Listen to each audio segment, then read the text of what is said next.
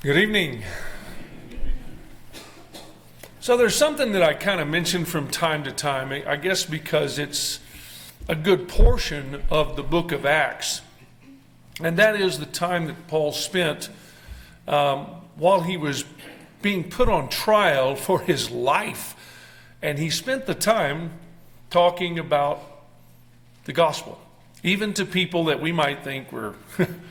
They were just unreachable as far as their positions as maybe there are. And so I want us to look at, just actually spend a little time and take some time and go through these various trials that we find in the book of Acts, and notice the way in which he really did use that as an opportunity to share the gospel with people that maybe they weren't real likely prospects. But that didn't stop him from doing it. Didn't stop him from using that as a time to reach out to them. And so I want us to notice some of those things of how he did, in fact, use his trials for an opportunity to share the gospel with others. Let's begin with his arrest that takes place. So we're going to notice this in Acts chapter 21. I'll make a reference to a few things that are maybe in some other places, but we're going to begin here in Acts chapter 21 as we find this beginning point of the time that he's arrested. And we realize that as far as a biblical account of the life of Paul, this is the last time before this happens. This is the last time that he's a free man, that he's not living in custody of others. I realize that there were times when he was allowed a certain amount of liberties that you'll see references as you get toward the end of his life when he's in Rome. I say the end of his life, the end of the book of Acts, when he's in Rome and he's allowed some liberty for his friends to come to him. And so it was almost like, at times, almost like a house arrest type thing. But he was, from this point on, he was actually held by the people of these other people. He was not there from his he was not a free man. He was under this imprisonment in one form or another. So I want to notice here, we're going to start with the prophecy about this, the prophecy of Agabus. And in verse 11 it says, when he had come to us, well, I guess I ought to read from verse 10 where Agabus' name is mentioned. And when we stayed many days, a certain prophet named Agabus came down from Judea. And when he had come to us, he took Paul's belt, bound his own hands and feet, and said, "Thus says the Holy Spirit, so shall the Jews at Jerusalem bind the man who owns this belt and deliver him into the hands of the Gentiles." Now, you think about how, well, of course that's what happens. We know that. We know that what he's saying is what's going to happen. But from the standpoint of Paul, that Paul understands, probably from instruction that God had given him, this wasn't one of those warnings of saying, if you go there, this is going to happen, so don't go there. This is just getting him ready for it. It is validating what he already knew that was going to happen. And so you see this on a number of occasions, this pleading with him of, don't go.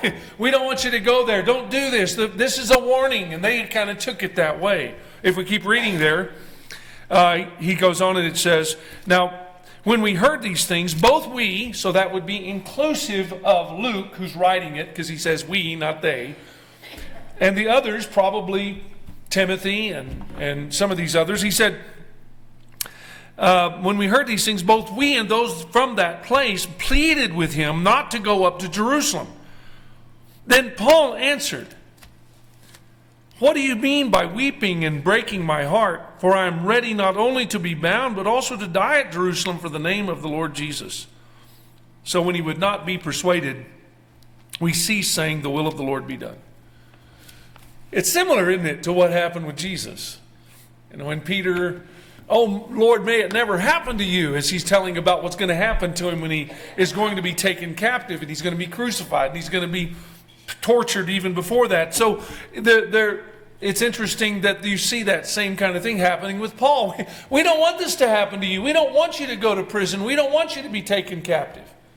Also, I want you to notice just a little bit of a detail that's given, that it's not just that he's going to be taken captive by the Jews who end up being the ones that take him in, but he's going to be turned over to the Gentiles, which in that case, it was the Romans that end up taking him and become his captors for most of that time. But Paul was absolutely resolved. No, this is what I'm going, and I'm willing to be bound, and I'm willing to even die if that's what God wants. And so we go to the actual account of this, that Paul is encouraged to do some things to pacify the Jews, to get them not to have any reason to be not only upset, they're going to be upset with him, but they wanted to eliminate anything they might accuse him of, and they encourage him to go through the process of vow taking that was often part of what the Jews would do, and the cleansing process before he entered the temple. If we go to verse 18, it says, on the following day when Paul went in with us to James, and all the elders were present, when he had greeted them, he told in detail those things which God had done among the Gentiles through his ministry. And when they heard it, they glorified the Lord and said to him, you see, brother, how many myriads of Jews there are who have believed, and they're all zealous for the law, but they have been informed about you, that you teach all the Jews who are among the Gentiles to forsake Moses, saying they ought not to circumcise their children or walk according to customs. What then?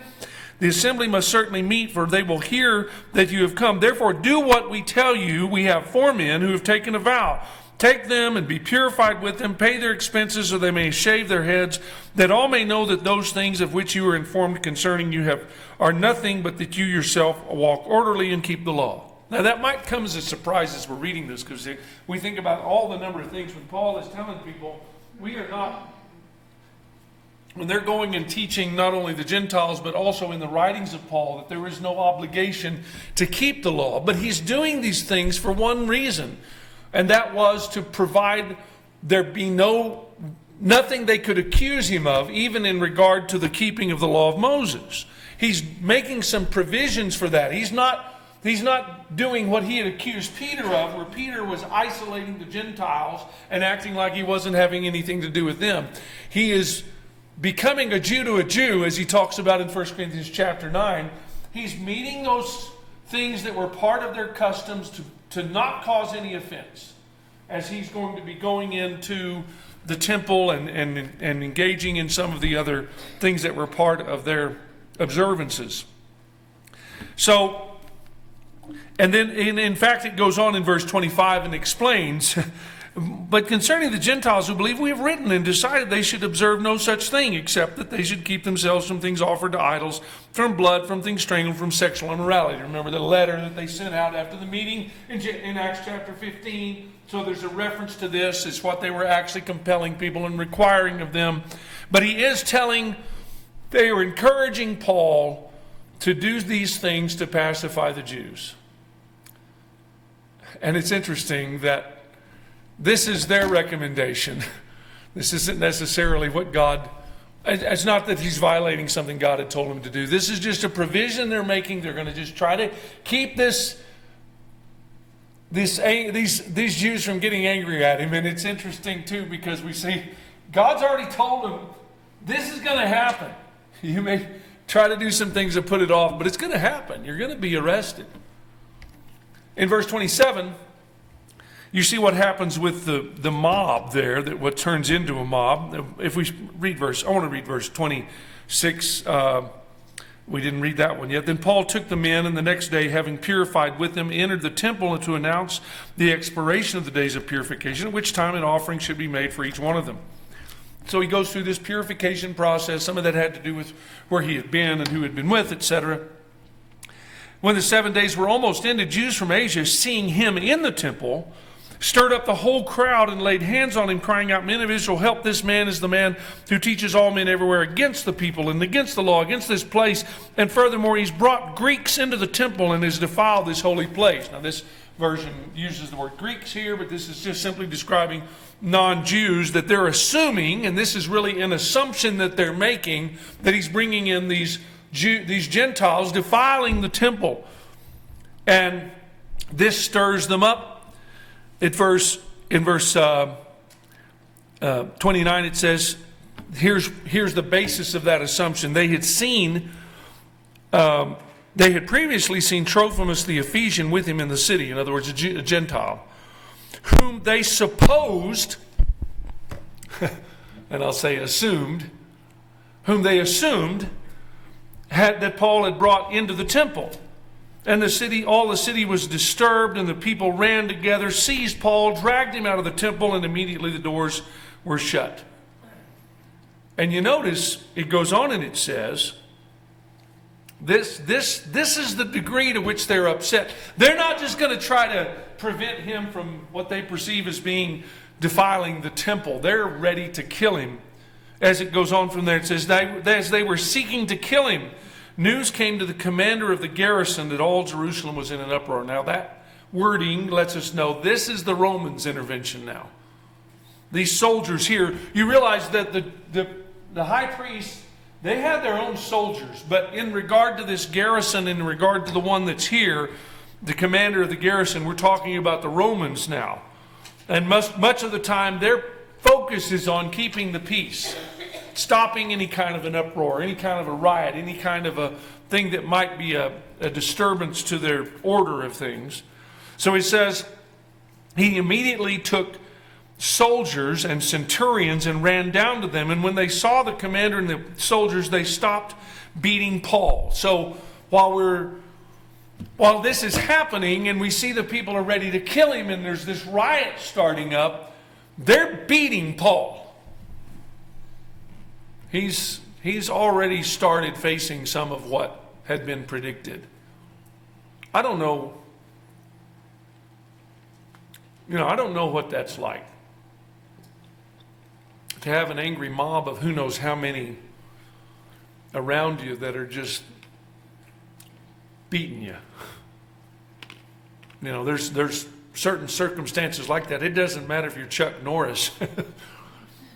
You're not going to be able to defend yourself against all this mob that's coming on him. And I'm not even sure he was trying. But they see the Romans coming and they stop beating him. The commander came near, took him, and commanded him to be bound with 2 chains and asked who he was and what he had done. Some said among the multitude cried out one thing, and some cried another. So at this point, they basically now take Paul in. It says, when he could not ascertain the truth because of the tumult, he commanded him to be taken into the barracks. When he reached the stairs, he had to be carried by the soldiers because of the violence of the mob. Apparently, even with the soldiers there, they're still taking their shots at him. They're still trying to get to him. And it says, for the multitude of the people followed after, crying out, "Away with him." And so this rescue that's taking place is the process of the Romans taking him custody. I remember years ago, there would be various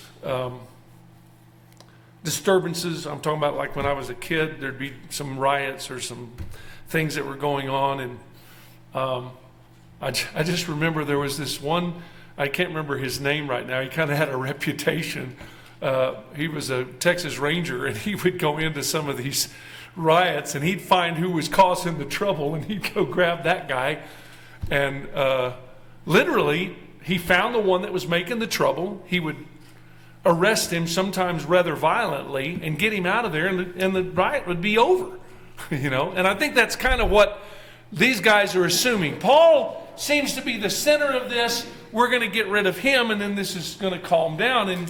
And of course, they have some other things in mind about this.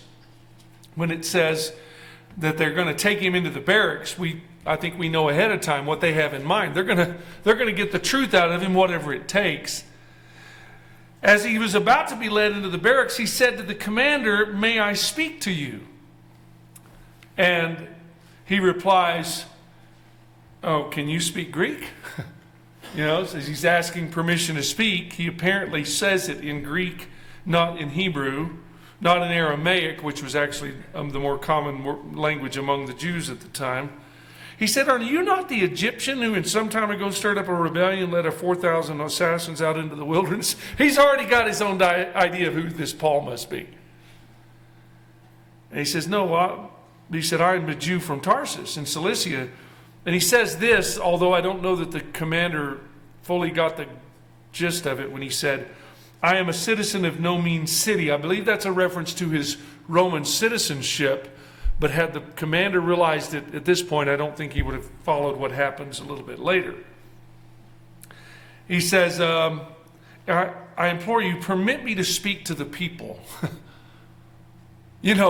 I'm just picturing myself. I've just been beaten by this mob. I've got the soldiers carrying me out. And I'm going to say, "Hey, I want to say something to them." I'm not sure that would have been my response. Maybe it should have been. And that is, in fact, what his response is. So when he gives him permission, verse 40, Paul stood on the stairs and motioned with his hand to the people. And when there was a great silence, he spoke to them in Hebrew language. And if you'll notice down in chapter 22 and verse 1, he says, "Brethren and fathers, hear my defense before you now." And when they heard him, they spoke to him in the Hebrew language. They all kept silent. These are little interesting things that were going on at that time, because while the common language of the area was Aramaic, Hebrew was like their own. It was their own little language that they knew. And it's always amazed me. People in other parts of the world sometimes will speak multiple languages quite commonly in some areas, especially in areas of Europe. In this case, they had the Greek that they had been trained to speak from the time of Alexander, which comes a great advantage to us in that that's what the Bible was written in. You had the Hebrew language that at one time they had forgotten how to speak and had to relearn it, but they were taught this. It was their own language that was only their own people. It was only the Jews, not the others that lived there. And so when he brings that up and he starts speaking to them in that way, it has the benefit of getting their attention and they listen. Okay, what's he saying here? And he begins in verse 2 there, latter part of verse 2. Then he said, "I am indeed a Jew, born in Tarsus of Cilicia, brought up in this city at the feet of Gamaliel, taught according to the strictness of our fathers' law, and was zealous toward God as you all are today.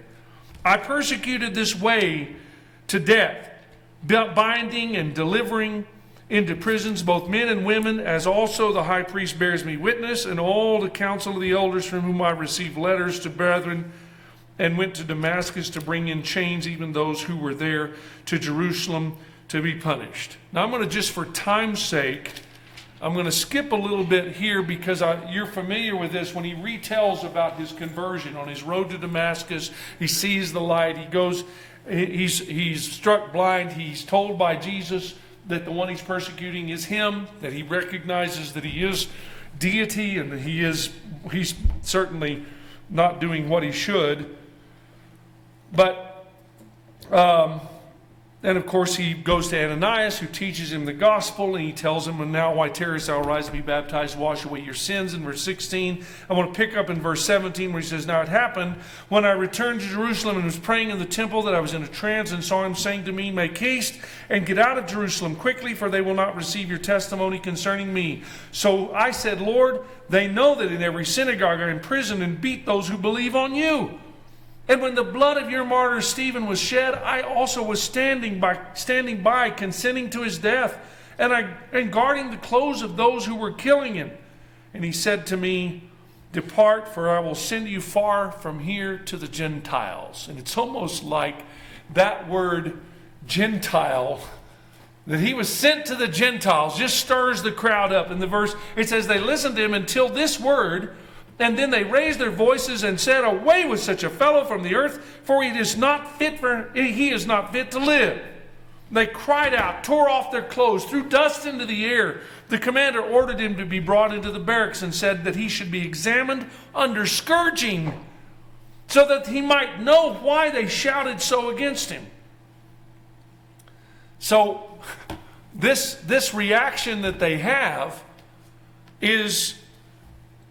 produces in the Romans that, oh, well, we're going to have to, there's obviously something more going on. It couldn't just be about him teaching these people. And so they say, we're going to examine him by scourging. You might realize scourging was not just any ordinary beating. It was one that sometimes resulted in the death of the one being beaten, because the whip they used to scourge with was not a single strand but multi-strands, in the ends of which are tied bits of bone and metal that would just tear apart the flesh as they were being beaten. And so Paul says to him, as they're binding him up and getting ready to beat him, he says, is it lawful for you to scourge a man who's a Roman and uncondemned? You see, the Romans kind of had law. They had some of the same rights that we enjoy as American citizens, that you have a right to be tried before you're punished. And so it says when the centurion heard that, he went and told the commander, saying, take care what you do, for this man's a Roman. So now he goes back to his commander. He's saying, essentially said, did you know this guy's a Roman? Do you know what's going to happen to us if we beat a Roman without having him had his fair trial? So the commander goes to him and he says, are you a Roman? He said, yes. He said, with a large sum I obtained this citizenship. And Paul says, but I was born a Roman. So apparently you could at that time buy your citizenship. In the case of Paul, he was born that way, either because of where he was or the state of his parents. Then immediately those who were about to examine him withdrew from him, and the commander was also afraid that he found out that he was a Roman, and because he had bound him. So you see, he was already somewhat in danger because of starting this process in the way it was, and they certainly had these privileges as a Roman. So the next day, Paul is brought before the Sanhedrin, the Council of 70, that is headed by the high priest. In verse 1 of chapter In verse 1 of chapter 23, Paul looked earnestly at the council and said, men and brethren, I have lived in good conscience before God until this day. And the high priest Ananias commanded those who stood by him to strike him on the mouth. And Paul said to him, God will strike you, you whitewashed wall. For you sit to judge me according to the law, and do you command me to be struck contrary to the law? And then it says, those who stood by said, do you revile God's high priest? And Paul said, I did not know, brethren, that he was the high priest, for it is written, you shall not speak evil of a ruler of your people. Now somebody had thought that Paul was being sarcastic. I'm not supposed to speak against one of your rulers. No, I think he was actually sincere. And it seems to me he did not realize that the one who said it was the high priest. Maybe this is a reference to what occurs on other occasions, a reference to what may have been a vision problem on the part of Paul. Maybe it was just because it was a large crowd. He didn't know who said it. I think he really did know. He probably should not have said that in the way that he did, because even though they were certainly mistreating him unjustly, there were things that had to do with respecting the position of one that was in the place of a high priest. So then what he does is he uses the schism that exists in the Sanhedrin, that there were both Pharisees and Sadducees. Most of the priests were Sadducees. And then the Pharisees, that would kind of be also with the scribes, would have, of course, times that they were brought together, like in the crucifixion of Jesus, but they also had their basic differences there. So when it says, verse 6, when Paul perceived that one part were Sadducees and the other Pharisees, he cried out in the council, men and brethren, I am a Pharisee, son of a Pharisee. Concerning the hope of the resurrection of the dead, I am being judged. And when he said this, a dissension arose between the Pharisees and the Sadducees. For Sadducees say there is no resurrection and no angel or spirit, but the Pharisees confess both. Then there arose a loud outcry, and the scribes of the Pharisees' party arose and protested, saying, "We find no evil in this man, but if his spirit and angel has spoken to him, let us not fight against God." I find that just fascinating, the way that in the midst of this, there are some of the Pharisees that start defending Paul at this time. And he, even in the midst of this short discourse, he's still defending his belief in the resurrection that was essential to Christianity, essential to believing in the resurrection of Christ, as well as the hope that we have beyond this life. So you still have this dissension that's going on here. It says in verse 10, there arose a great dissension. The commander, fearing lest Paul might be pulled to pieces by them, commanded the soldiers to go down and take him by force from among them and bring him back into the barracks. So you have him now being rescued again. I'm going to just go through a number of things. I'll give you the scriptures. You can take time to read them. But we need to realize that this is all part of what God is bringing about. It says, "The following night the Lord stood by him and said, 'Be of good cheer, for as you have testified for me in Jerusalem, you also must bear witness at Rome.'" So God is going to be using these times of Paul being on trial to not just defend himself. And I hope we realize, he could have just simply said, "I'm a Roman, I didn't do anything wrong. Let them prove that I've done anything wrong," and he would have had the protection of that and maybe been able to be released. But he spends the time talking to the Jews, the time talking to the Sanhedrin, the times that he's talking to various governors and such. He uses it as an opportunity to tell them about the gospel of Christ. There's a murder plot that comes up in chapter 23 and verse 12, where some people take a vow. They will not eat or drink until they've murdered Paul. Paul's nephew gets word of this and informs them. This governor, Felix, assembles an escort of 470 Roman soldiers to take them to the garrison that is at Caesarea. Caesarea, as its name implies, was a more significant presence of the Romans, as it's named after Caesar there. It's a seacoast town. They have much more control over what goes on there. And so he sends him out by night here. In chapter 24, we have Felix hearing his defense as he makes his defense, and they come and make accusations against him. And again, what does he do? He doesn't just talk to them about, "I didn't do anything wrong." I mean, a lot of times you'll hear about various cases people go through, and the defense attorneys always say, "Just be quiet. Just don't say anything," And probably is, somewhat good advice at times. People put their foot in their mouth or give more ammunition by things that they say. But in the case of Paul, he's using every one of these things as not only an opportunity to just broadly proclaim, but even times that he hones in on these people that are his captors, like Governor Felix. In Acts chapter 24, we see that, and I'll just read these verses in verse 24 and 25 of chapter 24. He says, "And after some days, when Felix came with his wife Drusilla, who was a Jewess, he sent for Paul and heard him concerning the faith in Christ. And as he reasoned about righteousness and self-control and judgment to come," what's he do? He's trying to convert the governor.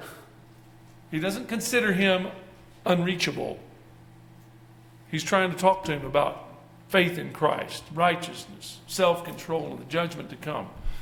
And then it says that the governor Felix was afraid, and he told him, "Go away." I put that on there just to realize he said, I've heard enough. Felix was afraid and answered, "Go away, for now, when I have a convenient time, I will call for you." And you think about sometimes when somebody's being put off, they'll say something like that. "Well, when I have time, I'll call you. I'll give you a call." We realize that was tragic for Felix. Felix had an opportunity to respond to the gospel, to have his soul saved through Christ. And instead he let his own think-sos. We don't even know what all happened with him ultimately. But a new governor comes to power named Porcius Festus in Acts chapter 24 and verse 27. He's approached by the Jews in Jerusalem. They see this as an opportunity. Okay, we got a new governor here. We're going to take advantage of this because he's wanting to get in good with the people of the land he's been assigned to. And so he listens to their accusations and Paul's defense.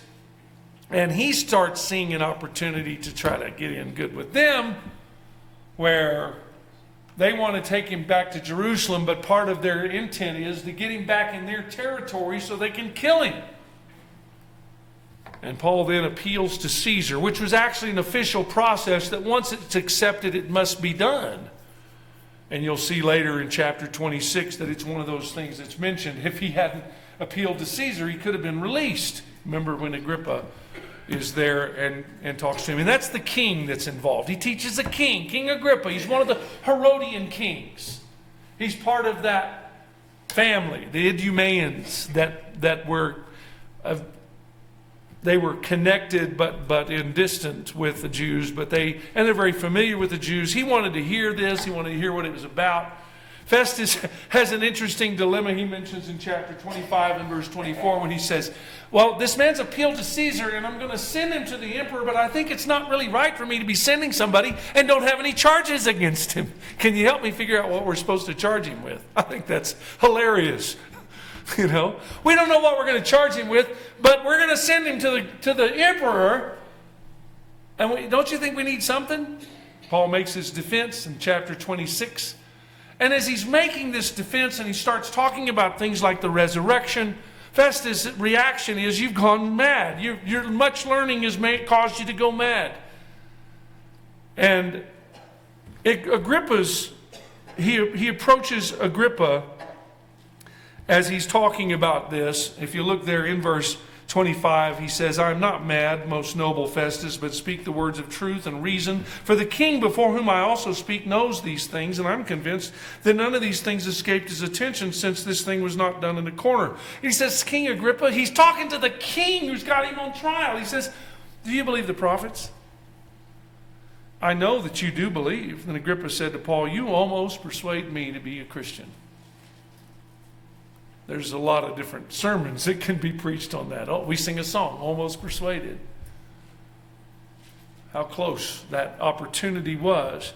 But I think from the standpoint of us thinking about what Paul was doing, and while Paul was certainly had some being an apostle of Christ, having this direct inspiration and such, had some things that we don't have. But his attitude was, he really wants to reach whoever he can. As he says in verse 29, I would to God that whether in a short time or long time, not only you, but also all who hear me this day might become such as I am, except for these chains.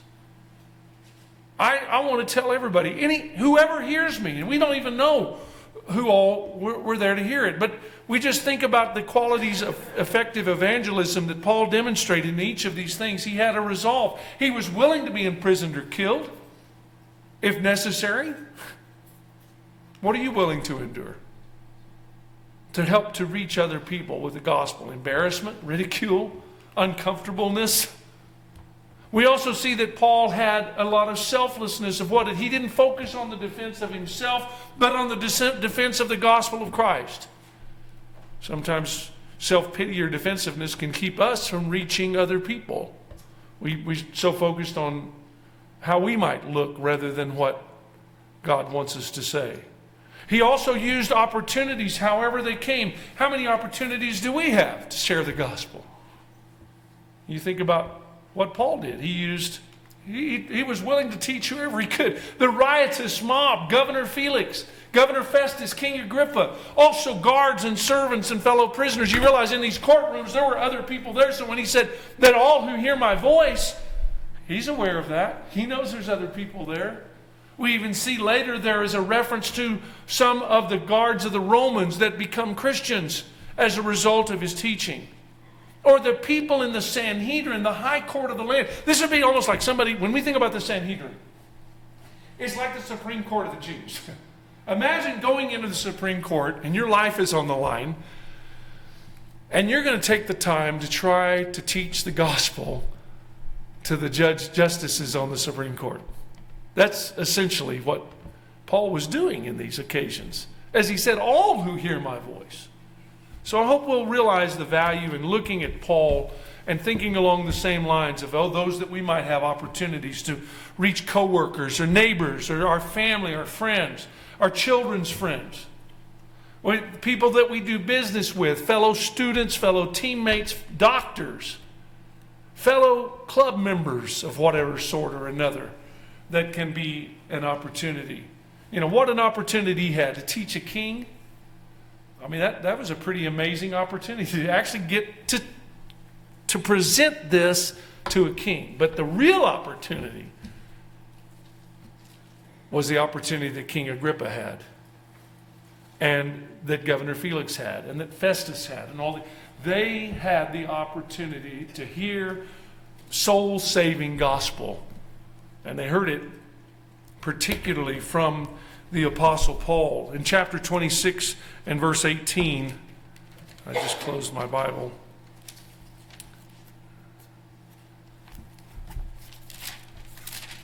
In 26 and verse 18, as Paul is reminding them about the charge that God had given him, as Jesus had spoken to him. I want to start at verse 17. Jesus told Paul, I will deliver you from the Jewish people, as well as from the Gentiles to whom I send you, to open their eyes, in order to turn them from darkness to light, from the power of Satan to God, that they may receive forgiveness of sins and inheritance among all those who are sanctified by faith in me. And he certainly realized the value of that, and how that's what he needed to do, is take that message to whoever would be willing to listen. So we think about our opportunity also to respond to the gospel, and as we end our service, and thinking about the need to respond and use the opportunity today, while today is called today, to respond to the message of Christ in any way. If we can help you in any way, come forward as we stand and as we sing.